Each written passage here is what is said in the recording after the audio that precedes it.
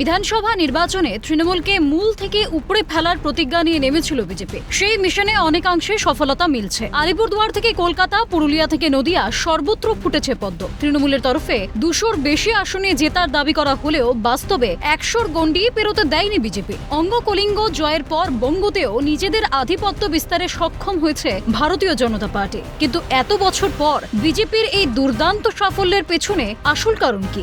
নিখুঁত পরিকল্পনা, কেন্দ্রীয় নেতৃত্বের মাটি কামড়ে পড়ে থাকা, নাকি সুনীল বনসালের কারিশমার বাজিমাত? অনেকেই বলছেন 26-এ বিজেপির বঙ্গজয়ের নেপথ্যে কারিগর হিন্দি বলয়ের নেতা সুনীল বনসাল। এক কথায় তাকে বলা যায় বিজেপির মস্তিষ্ক। তাই বনসালকেই পশ্চিমবঙ্গের রাজনৈতিক পরিস্থিতির তদারকি এবং দলের সাংগঠনিক শক্তি বৃদ্ধির জন্য বিজেপির কেন্দ্রীয় পর্যবেক্ষক বা ইনচার্জ হিসেবে দায়িত্ব দেয় বিজেপি। তারপর রাজ্যের রাজনৈতিক ইতিহাসে ঘটে গেল এক অসাধারণ পালাবদল। 15 বছরের তৃণমূলের দুর্গ দুর্মুশ করতে সক্ষম হল ভারতীয় জনতা পার্টি। উত্তরপ্রদেশ এবং ওড়িশার গেরুয়া শিবিরের সাফল্যের নেপথ্যে তার সাংগঠনিক দক্ষতার বড় ভূমিকা ছিল। সেই তুরুপের তাসকে কাজে লাগিয়েই শেষমেশ কার্যত বাজিমাত হল। জাতীয় রাজনীতিতে সুনীল বনসালের প্রথম বড় দায়িত্বটি আসে উত্তরপ্রদেশে।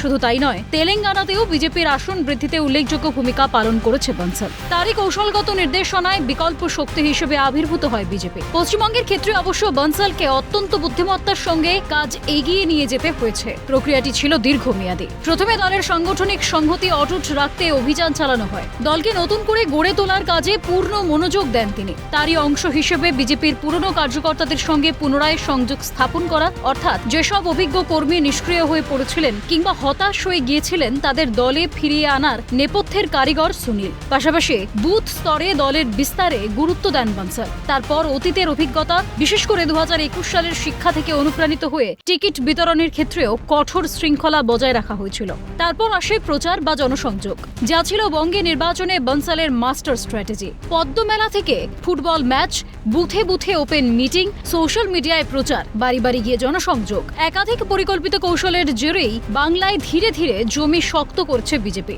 চার্জশিট অভিযানের মাধ্যমে রাজ্য সরকারের বিরুদ্ধে দুর্নীতি, আইন শৃঙ্খলা এবং কর্মসংস্থান নিয়ে সরব হয় গেরুয়া শিবির। মহিলা ও যুব ভোটারদের টানতেও আলাদা প্রচার চালানো হয় যুব শক্তি ভরসা কার্ড এবং মাতৃশক্তি ভরসা কার্ডের মতো কর্মসূচির মাধ্যমে। এমনকি কেন্দ্রের তাবর তাবর নেতাদের 1 মাস ধরে বঙ্গের মাটি কামড়ে পড়ে থাকা বিশেষ নজরে এসেছে। পাল্টানো দরকার, ভয় আউট, ভরসা ইন। ছোট ছোট এই স্লোগান মানুষের মধ্যে যে প্রভাব ফেলেছিল তা তো বটে। বিশ্বাসযোগ্যতা দ্বিগুণ হয়েছিল যখন সেগুলো কেন্দ্রীয় নেতৃত্বের বক্তৃতার মধ্যেই উঠে এসেছিল।